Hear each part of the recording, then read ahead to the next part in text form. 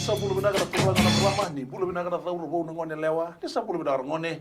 ipo thanga utuna sota ni roga vi ni pura sa mai thava na geto bo tombu sa bo tongi takina kota finala tawana mata kina semi finala na finala levu ni roga vi ni pura rono ndulu tina diwa sa troka na ken wo muritu na vi timme so sa mbasa kada geti ko timmi ni chiapa ni enda bo abri binaga bo levu ni to kada mo te daga mo to tombu kanda sa bo abri binaga kina bo levu na ilo la ko ni geto ra bo item kina na non da thauru bo dau gitu ragabi ngo ragabi tina lima no tanga na matango te baka sa ando the buti baka waswa be kebli dua mai te buta sargana program ngo ni ragabi me da bai kanda ba na kita wale non bulan ni resim bulan bina tu karase ngan rebo tu mero se na be kair kilikina na buni gitu ngora ragabi etra bom bula be pio bosco te ko so ba ni sa bula bina ni sa bula bina ka o baru to wale no ni bulan bina kana ma da sawati mai non da bulan itu o ele ti tu sese o klani sing ni kabo be kebni na ya en buni gitu ngona rakavi ni talon tama da nomro be kani bukan gitu ke iliti tu sese era nomni bukan bula matang go bir na sar cuma ni bukan bulut ni da boto matang nomro be kani bo bola ka ke iliti tu sese era bukan go gitu ni talon ma betani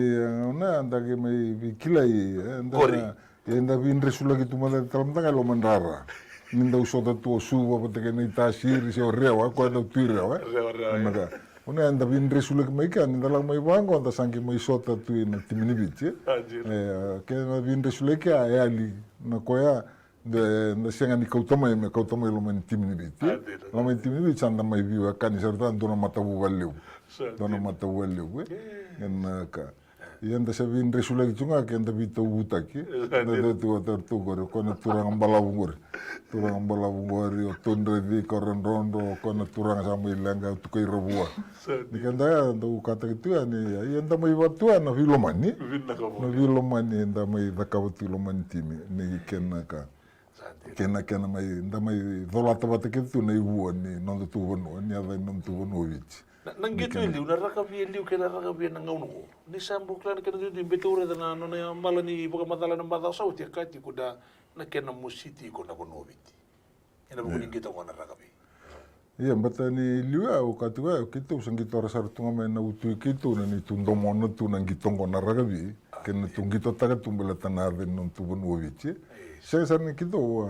Esa ni kitu leka ambele tanai lavo se da wa batana ngona sing sarento ni lavo sul tu kitu na kenna ka sing na allowance na sing ni boli mandangan ni tu baba kitu ndi boli aga ni tu baba ni gitu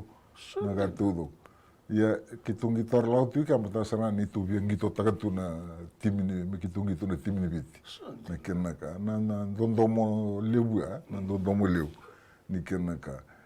ya o ka tungana be ko ngona batani o santo mona singa i wandombula na kawar ni o dakava ngona mo santo mona kina na mala di bosa gori na mondo mona iya na dondomo oni abo madala kina na en tebeli batanga ngo ni vital no na roga vi mita ba na ni mai ba madala i liusara en ngona ni program ngo na dondomo na dona ka ni bi ba to di sala mandar ke vital no na dondomo na dona ka iya batani o ka tungana ni o taramdanga ngo ni ondo wasal tagir tutu na ngona ni dakaka mandanga mondo mona na kau dakava o kan yo ndo mona ndo na kai da ka sing ndo na kai tuili ren vanden reta kan mi odopa o kan na kao ndo mona ni sa ndina num da ka ndina na ka da ka o kun lenga da o senga ni kala ko kamba ta na isau na da bosut o kai ndo ka tu na ngai muri mai na isau na gilo ko mai ke ba ya nan jina nga mo da ka butiko ni sa kono san lau tu na san ngai tumbu da gitu ya san ngai la ko mai na isau ko na numu tiko nika bati ke ko da ka tiko ni sau ke bela na vio mai lenga numu da ka bati sona ono le tu wango sa na ka utu mu da ngo bele tana ka via retika se nga ye dala yo to tu tsana na ka ke ngo da ka yo tana ra ka vi na ke na ka na numu va va ru te ki komanda o ka ba se nga eu nungu ka tungo na pi ngito ke da una ngito ta ka mo ngito wa vinak ya no da ka ba e sing roro ya mo da ka na va va ru moda ka vi kena vavaro merani orli roate kino kona ngangandre porque na dundo mo tigo viko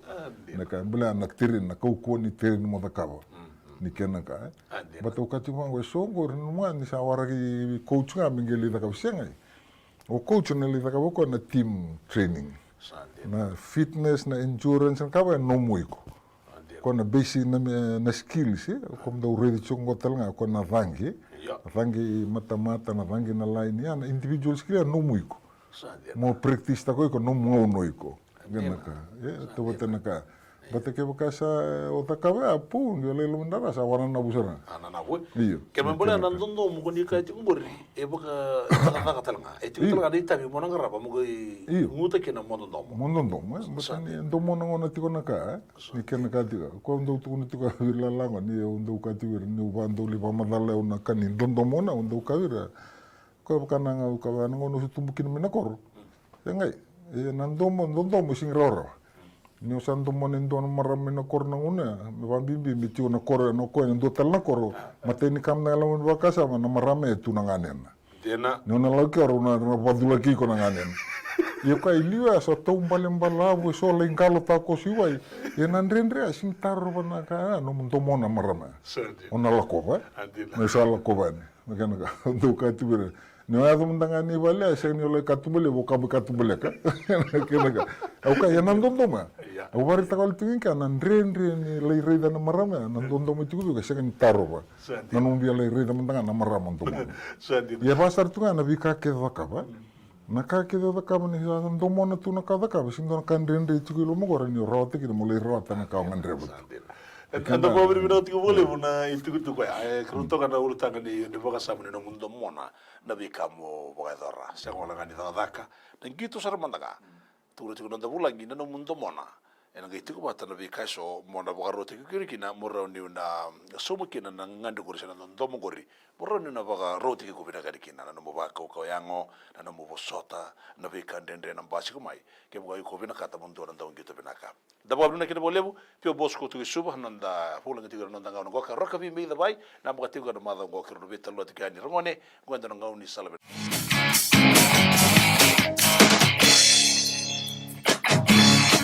Proboro taki hen mai TV rakavi me da bai nanda fulang tigo pio bosko tiko suba enda boga bina kala tal no so enda mai rongoda ngambulungo dikina na nanda ngau ngoka kana keni was ni beta longo enda nambau tomana tala nikina na bo rongo be pio bosko tiko suba na nomuni ngito bol de tim no da banwa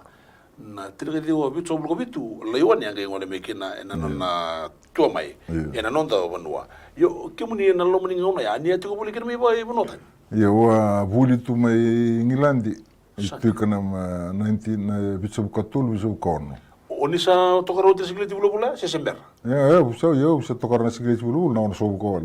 santina usa ge biu bula usa bagrusu kandu sa tokar na tirga dio ono sa blo wala so ko lu so ko o te asanga i bitu katulu ko ka tsigurla lango na bitu katulu au sa kilatu ni levuli ni sana levuli ngira do apprentice tu na singi uchi no apprentice na government printing sa sulibe ndona scholarship mo levuli London te sa kaya vara uchi asanga yang bakitanga ortu lokin na chimini bichi tu sireti mai Swansea na 100th anniversary mai Swansea mai Welesi no chaur tu lengito Dublin Ireland enaka sartu kavia we na final trials in Rosenga au singilako au sana du kilabi na te ko leibuli matangone au sangi ba wachi utikina ambuketi tiko otingo au kama na sudo cho otingo usana ngai lako sadela laka na final trial au ndambeto ka ortu virek mango wati ko ngo au singika otinga ya lako mai watakindo na karuangu ngai tikai vale kero vida tona mbia dol ton recho na warakin announce ni team Gi announce mi bango na time karwani ada na rangu. O tu ndre nandali ang mula ko. Yo kembe gi spio ka no kembe ke reu chuk nei vale. Au nang ilanga nang tirenu le suma chuk ngai rewa ina una. Che or tu ndi chu or tu bit mai le suma ya or bitu ani Heathrow Airport in London or tu la ko morto. Kena kai ka. O ko bulia un gitu ken vi hal queen. Au ge ka chu ani un ge me redi mai nungul matu sa bagito lu kero gi so tadu sori airport ni sa suka mai. Ulu gul matu. Kana ndu tunde chu ngona mulo o te asa na rakabi ngona na rakabi o la ngi buli ngona o se yo na rakabi o te usange ile ngi tu na hal kunsia na ngono lo kina ngona sa hai commissioner tu meki na se chu suru mkonga yo ro na lubena o ro ndo ngoni sere ke ro lo tu ni ka ro ngi ile ngi tu na hal kunsia na second team hal kunsia o kwemba ngi tu kuno ko na hal kunsia ne usala ku chukani buli gitu kan ngone asa sangana email sangana da ortu gi telegram na haliku insta ba telegram mai dona telegram na fiji rugby ortu kreia mo lengi to urtu Yan ka. O tia usangi bandonia. O sarangana o England dia maingit talai ke England dia ro ge lebir to rongo do ka nyulak tuka. Irsa la ko mebe o chinangit. Ira mai kria mo lengit on ra team. Au kae. Au sa accept ka o chin to invitation halikunj. Gevina ni halikunj ya sani nungu college to nga to ki norto na stoops. Au sangi lengit to kira o gito sar chunga te se klai budun. Number chin joko number chin kava.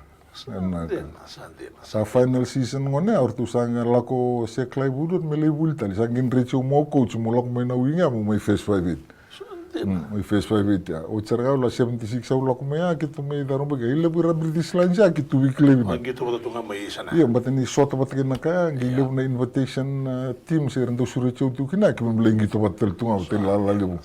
gila kumea relewir no gugyang binaga sara enaka ni mai uti nang gitu ko rabit solo bitu betul kay layo di mai ndabo ke bakas paki subango na tim de layo ni babi ni ngelis tale sa di sa tomara bul num ni gitu tim nanda banu iya sa tinga mai kana long mea na bitso ke bitu batake bitso ke dio au sarita oi au sa kere bading akhir bading ka usa ge mai chunga na club nga nonong St John Maris nga mai coach ka u kapitani gitu tu ma do sarna 85 au ka musa bading mun mai na da bodi re na ragabi oni se gitarra na do ngauna ke na ragabi na ngaunu yo batana ngonongo tatika sa na ndari tuka sa tka tuka na kana bina kaya ndari daman dan non raba baru wala ngano ne batan sa tungongo sa pina ka kitu no ka tudo ko sa rora na kai rota mer ka tatika yo katal tunga sing madal tunga be na raba baru ta bi rota ka bati ko non ra ka ta ko non ra batau ka ti lebu na ka au ka tunga na individual skills na non ra ngau na sarngo ir mi rasulia tukin mira senga ningi wara o coach na kuna vi kona keni takavak nandau thange na kawa ro mandango ni untu reti o kona thange na line out chi ga sira santa umbita na line out ngora thange tuango me out nga ka sengai oi ko mo im taken dona kai tiku meliu mera ni bala mate sona ngono ndur de na thange na bango le tau sar tu ran dam tu bal sar ang kira mu re na distance me na line out no bunu ke ba kamia toso bango ke ambala usa au gitu ka juga batani toto giva sulto na fria no sulibi ko na yate je mo ko mo ba nga takwa binak o ko le na individual skills ya mir mai do practice ta ko na non rauna ko na thanke mandanga na mata ko mandanga ya na individual skills ya ko ya mo tanga mo baruta ka batau ka tunga yo mandana do na best example yo bata nangono lande mai kina orten reta mai nantalingan go kon mai halikun sana wing mo mai face 5 kitungi wintak talaki na competition nungu final season mai England dia irsange reido irna tikuni spread nipol na halikun irsange taru mai randa usarasar taru irna biona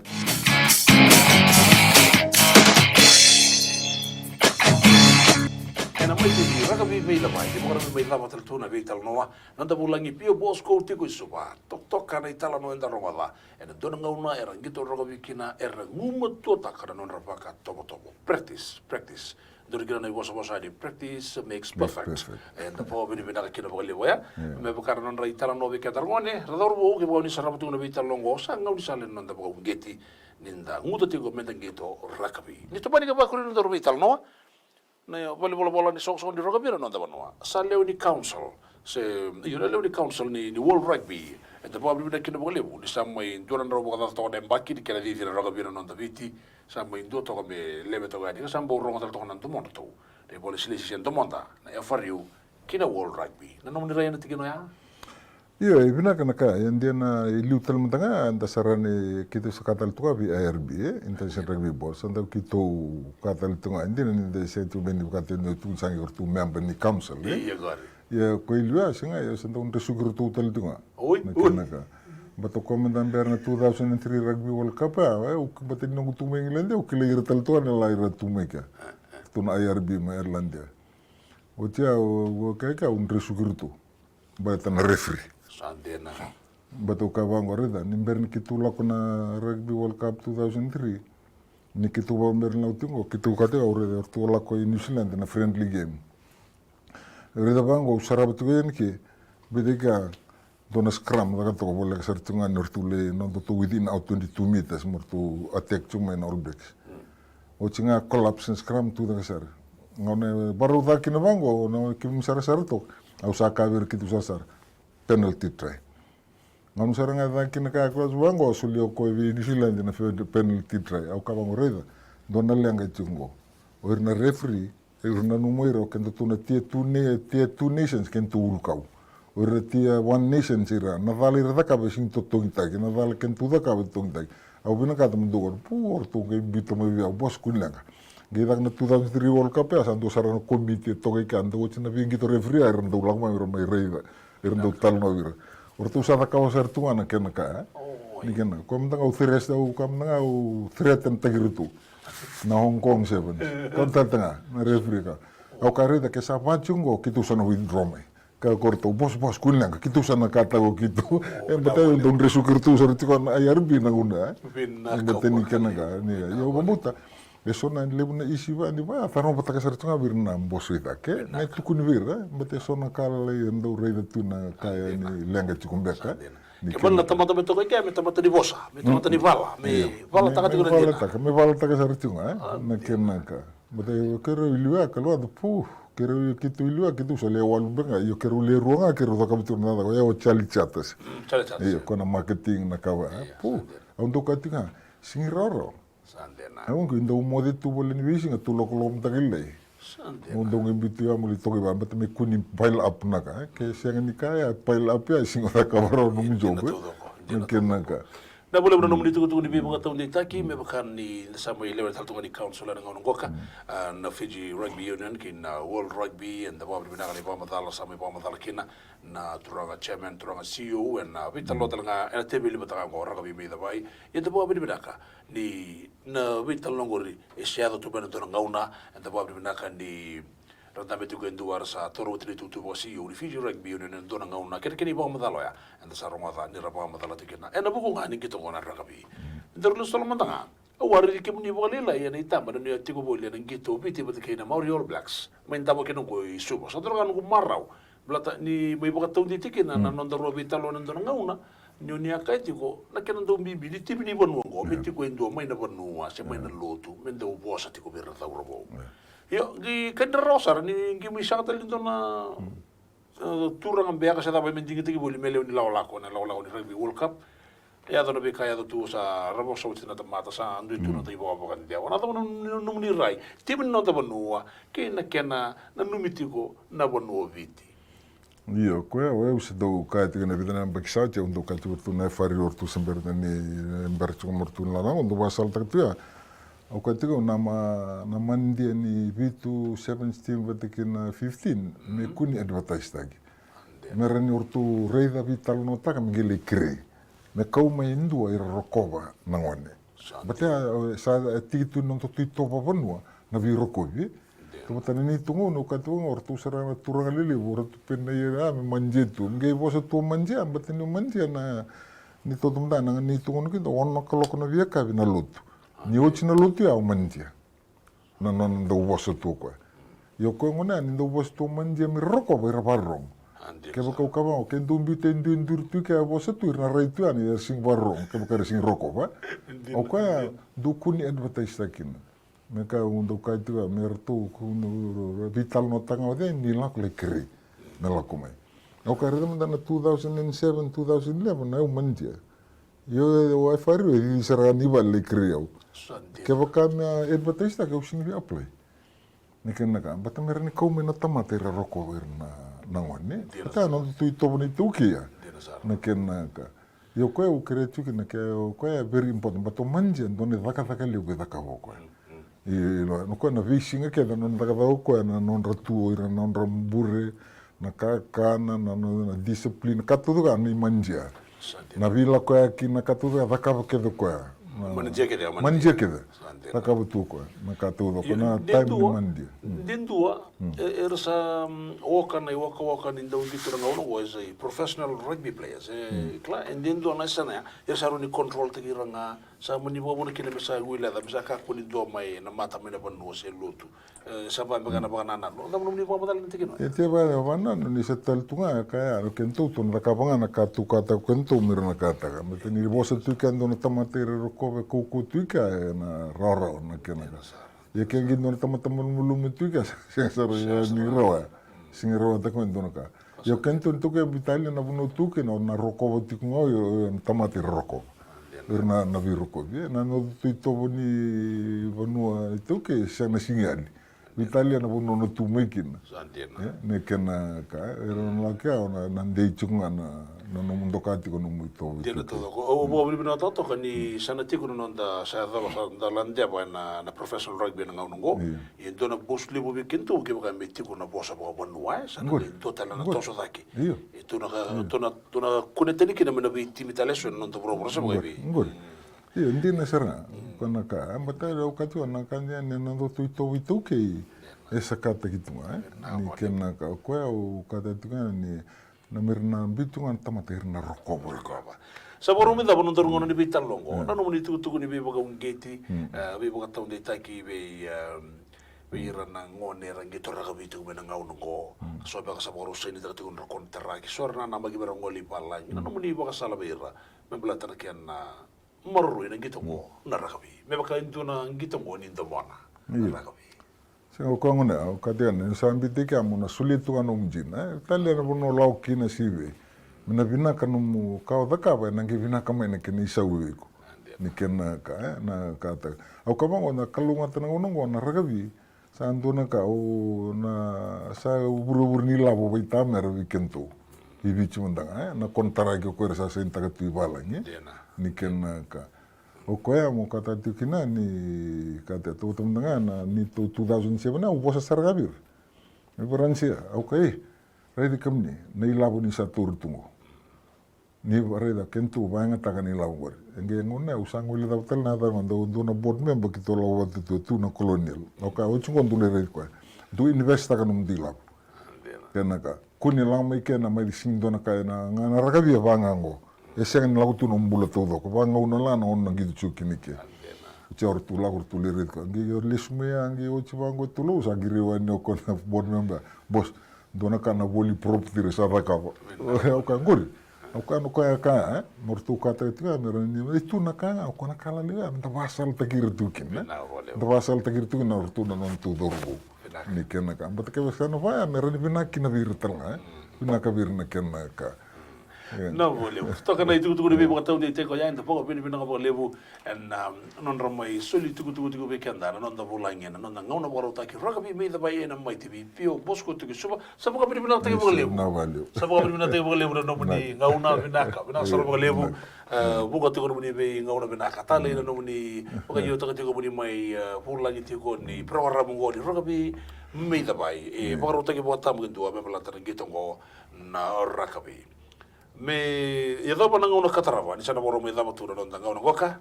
e kimina ndo sarsara e boga de mo bidanga